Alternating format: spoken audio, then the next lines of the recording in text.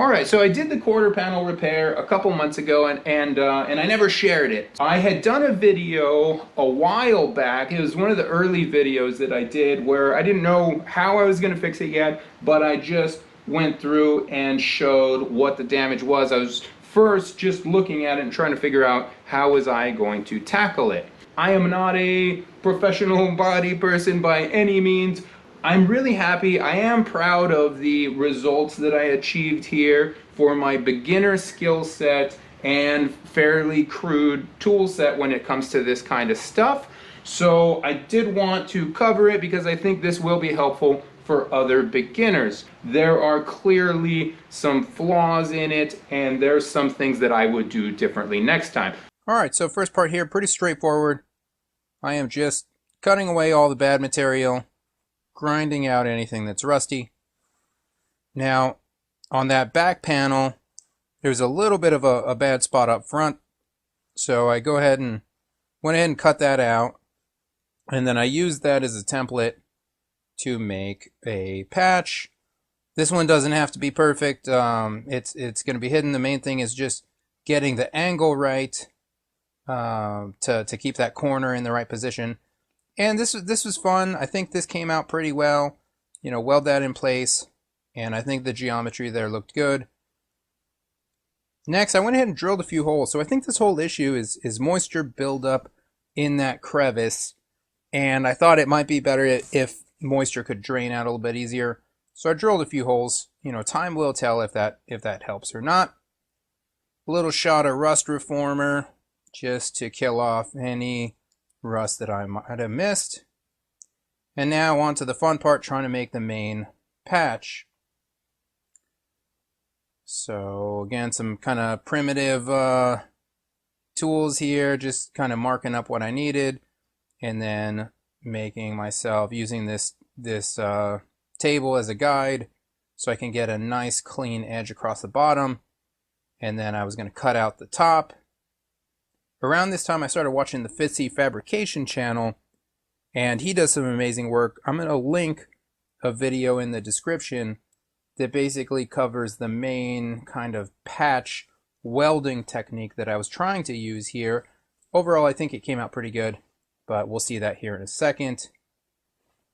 So marking a little bit bigger than my hole, and then I'm going to go cut that out. Now, why did I use such a weird shape? So I was watching a lot of Bitchin' Boot Camp at the time, and they were talking about not doing square patches for the shrinking issue. I don't have enough experience to really comment on that, but that's the reason for the weird shape.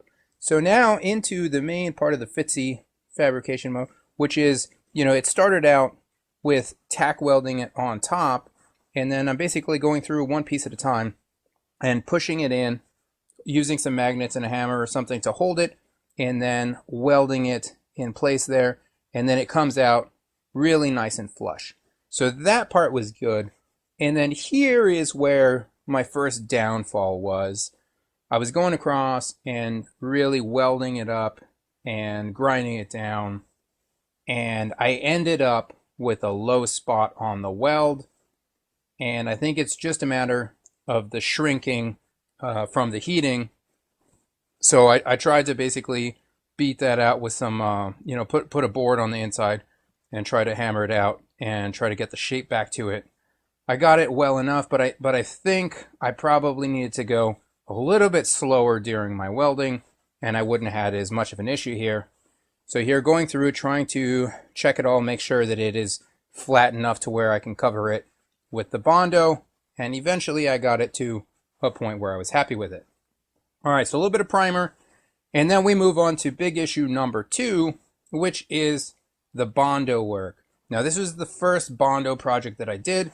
I wasn't very good at it, so hey, you got to start somewhere. I'm still happy with the way it came out, but if I could do one thing over again, should have done my Bondo work a little bit better.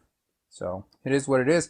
Shot of some paint, and as you can see here, my garage will forever be a little bit yellow, but small price to pay. Looking at the finished, it's a little hard to see, but there are, you know, a couple issues here. The bottom line across just kind of drops out.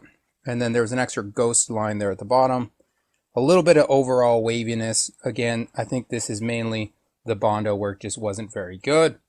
But at the end of the day, it looks a lot better than it did, and I'm really happy with the way it came out.